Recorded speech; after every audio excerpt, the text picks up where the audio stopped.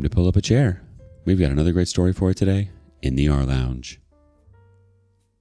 If you've ever had a mother-in-law who doesn't just overstep, but practically moves in and starts calling the shots, you'll feel right at home here. Today in the rLounge, weddings, birthdays, babies, no moment is safe. Am I the a-hole for screaming at my mother-in-law when she tried to name my baby? Okay, so this has been a long time coming and I honestly feel like I'm losing my mind. Everyone in my husband's family is calling me dramatic, but after everything that's happened, I've finally snapped and now I'm the villain. Backstory. I, 28 female, just had my first baby with my husband, 30 male, 2 weeks ago. His mom, let's call her Carol, has always been a lot. I try to be polite.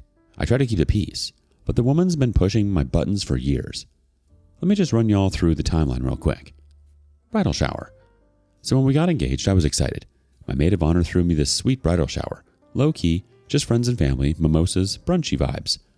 Well, Carol shows up late, wearing white, like dead butt. White dress, heels, curled hair. She says, "Oh, I thought it was just a cute brunch theme. Didn't realize white was off limits for showers too." Then she proceeds to open my gifts. Literally grabbed the biggest box and opened it before I could. And then said, "Oh, I thought it was from me, so I just wanted to check." Girl, what? Wedding day. Fast forward to the wedding. Guess what Carol does? Tries to give a speech at the reception. Not a toast, a full speech. She pulls out folded up paper and starts talking about her boy and how no one will ever love him the way she does. I literally had to get the DJ to cut her off because she was crying and talking about his ex. His ex. I should have known then. My birthday party. So a year later, we had a little get together for my birthday at our place. Chill backyard thing. Cake, music, friends. She shows up and says she's made a slideshow. I thought it was going to be cute baby pics or something. No, it was 10 full minutes of only my husband. From kindergarten to college. Not a single pic of me, not even one of us together. And then she said, "He's always been mine. Now I guess I have to share." Y'all, my own birthday. I walked away and cried in the bathroom like a literal teenager. Gender reveal. So then we get pregnant. Yay, right? Nope. We do a gender reveal with powder cannons. Carol shows up with the shirt that says Team Boy Grandma and a huge custom cake that she ordered. We'd already picked cupcakes. She tried to switch them out and got mad when we told her no. When the cannons popped pink, she literally stormed inside. Didn't speak to me the rest of the day. Then that night she texted my husband saying, "It's okay. We'll try again next time and get my boy." Excuse me? And listen, I get it, I do. After my daughter, I understand wanting to stay close with your kids, especially when they start their own families. I really do. Well, what I don't understand is trying to push other people away just to keep that closeness. That's not love, that's control. And it's not healthy. If she wanted to be included, she could have been. I never tried to shut her out. She did that to herself by trying to dominate everything. The baby name wore Final Straw. So we had a name picked. A girl name we loved. Didn't tell anyone because I knew she'd have opinions. But Carol somehow found out. Don't even know how. We were going to name her Ivy Grace. Simple, sweet. We both loved it. Well, Carol starts calling the baby Lillian. Like out of nowhere. She bought a blanket that said Lillian. Started posting on Facebook calling her Little Lily. Even had a necklace made with an L. I told her over and over, we're not naming her that. So we're in the hospital after the birth. I'm exhausted, hormonal, just got stitches. I'm laying there half asleep and my husband is filling out the birth certificate stuff with the nurse. Carol's in the corner texting furiously. Then all of a sudden I see her walk over and she legit tries to snatch the clipboard out of my husband's hands. Says, "You don't need to do this. Now, we should talk about it first." I lost it. I sat up, screamed, "No one is taking this from me," and grabbed the papers. I told her to get out. I told the nurse she was barred from the room. I was shaking, y'all. My husband just stood there, frozen. Later, his whole family starts calling, saying I embarrassed her, that naming a baby is a family decision, and that I should have let her feel included. My mother-in-law is now posting vague Facebook statuses about how I'm taking everything from her, and it's so hard watching your child be taken from you. Am I the a-hole for blowing up? This happened last week, and I have screenshots and updates. I just don't want to provide them if nobody's going to read it, if that makes sense. Edit 1. Before y'all go off in the comments. First off, I never expected to be that girl with mother-in-law drama. I thought her behavior was just typical over-involved mom stuff. and I brushed it off for a long time. I'm not even a Reddit poster. My sister, who lives on here, told me I needed to post this to process the trauma because I've been bottling it up. And for those asking about my husband, I get it. Please don't dogpile him. He works an insanely demanding job. He's a doctor. And honestly, I kept a lot of the stress to myself because I didn't want to add to his plate. He definitely should have seen it sooner. But when we finally realized how far it had gone, especially at the hospital, he shut it down. He was in shock in the moment, but he's been on my side since. We're trying to set boundaries now, and we're going low contact, even though it's been hard. We're still figuring it all out. Final update. For now. Wow. I posted this tonight and already got so much feedback. Thank you. I'm not a social media person at all, so this was a big deal for me. I showed my husband and he was so proud. He was literally giggling reading it. Also, after talking with my mom, she's staying with us for the month, my husband and I decided we're moving. We're headed 12 hours away, back to the state where my family lives, where we first lived after we got married, and where his sister lives too. We just want peace. And I'm going to breakfast tomorrow, so if y'all want an update, I might have one. Sorry it's so long. Edit 2? Okay, so I'm not a great Reddit poster, still don't totally know what blowing up means on here, but since y'all are reading, I guess I figured I'd update. Also, after I finish sharing my story, I will probably never be on this app ever again. Apparently, I posted this at a super convenient time because this morning was our usual first Monday of the month breakfast with my husband's side of the family. It's this little tradition they do where everyone meets at the same diner before work. Super short, usually like 20 to 30 minutes. Because of everything that went down, I wasn't comfortable taking Ivy. I'm a first-time mom, so yeah, it's hard to leave her, but I also wasn't about to bring her into a room full of people who think calling her by the wrong name is okay.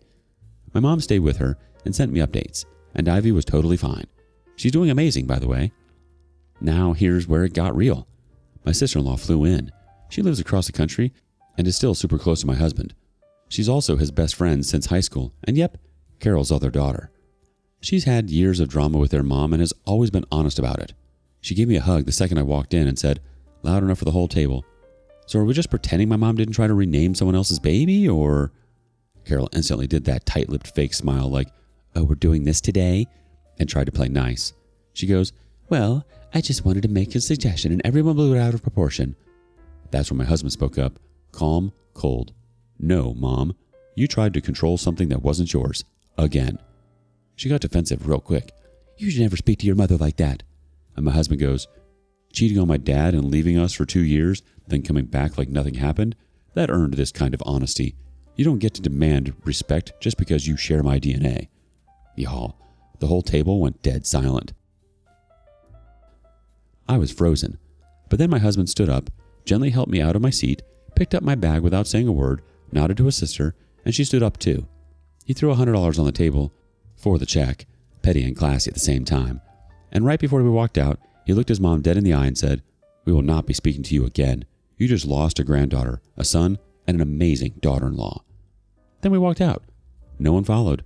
No one said a word. I think they knew. Also, just to be fully transparent, I might have twisted up a few exact words here or there, but that's pretty much the gist of what was said. I hope it read okay. I'm actually a child author, so storytelling is kind of my thing. Edit 3. I'm back, y'all. Okay, I thought my last update was the end of the saga, but apparently not. And believe me, I've got so much tea for you now. I'm really hoping this will be finally my last update. But at this point, who even knows anymore? After the brunch disaster, my husband went into full protection mode, changed all the locks, reset the garage code, checked the security cameras. I didn't even ask. He just did it. He said, "I'm protecting my girls, period." His sister, my sister-in-law, and also my childhood best friend, had been staying with their parents. But after everything Carol pulled, she moved in with us. So now it's her, my mom, staying for the month, my husband, me, and Ivy. It's a full house, but honestly, I've never felt more supported. I can actually sleep. I can heal. I can breathe. Now for what went down Monday evening around 5:30 p.m. My husband had just started a 48-hour shift at the hospital. When he added it to our shared calendar, it accidentally synced to the family calendar. So yeah, his whole family knew he wouldn't be home. That afternoon, my mom ran to the store, and my sister-in-law was upstairs in the nursery with Ivy, picking out baby clothes. I was curled up on the couch, right by the door, trying to get a little movement in. Healing stitches and all, when the doorbell rang. I opened it, and boom, there stood Carol and her sister. and I knew Carol was going to come for her revenge eventually. I just didn't expect it to run this deep. You can't make this stuff up. She shoved past me so hard I lost my balance, slammed into the doorframe, and got a splinter from grabbing the edge to catch myself. Then she started screaming. Said she needed her grandbaby, and if I didn't hand Ivy over, she was going to call CPS on me. Yes, you read that right. CPS. On me. I immediately called my husband. He pulled up the security footage from the hospital and called the police on the spot. He wanted to leave mid-shift, but obviously couldn't. Meanwhile, my sister-in-law locked herself and Ivy in the nursery. I was still frozen near the door while Carol kept yelling, and her sister stood there saying nothing. Police arrived just minutes later and took Carol into custody. Yes, jail. We don't even have the full charges yet, but my husband made it very clear. We will not be bailing her out. He told me, "You're not taking my mom away. She did that herself." And honestly, that's what I needed to hear. I've been carrying so much guilt, feeling like I was the one destroying this relationship with his mom. But I didn't ruin this. She did. We're all safe now, and I'm beyond thankful for every message, prayer, and piece of advice I've gotten here. I cannot wait to get out of this town and finally go home, to my real home. Oh, and here's the twist of fate. A brand new build house just went up for sale right next door to my sister-in-law's place. It's my literal dream home. Everything I wanted. Plenty of space for Ivy to grow and room for our family to keep growing. We've already put in an offer. Even better, my husband just got transferred. Since he did this residency at the hospital in my hometown, it was easy for him to get back there. We've already started packing, and we're planning to be on a flight out in 2 weeks. I can't wait to raise my little girl in the town I grew up in, with my southern roots, my family, my peace, and my best friend right next door. So yeah, if you think your mother-in-law is bad, you haven't met mine. Everyone is saying that they would love an update after we finally move, and while I would love to give that to y'all, I think it's best for me to just sit back and enjoy my newborn baby and my new life. So I will probably be deleting this account because I will never need it again. I want to thank you all again for your support, and if you have any questions, comments, or any more concerns, you can still leave them because we might check in on my sister's account every once in a while again, since she's the one who made me start this because she's a Reddit addict. Let's get one quick comment from the community.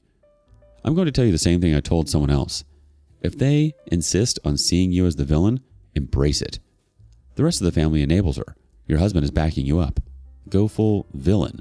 Let the rest of the family know that if they give a micro inch to her, they will be cut out like a cancer.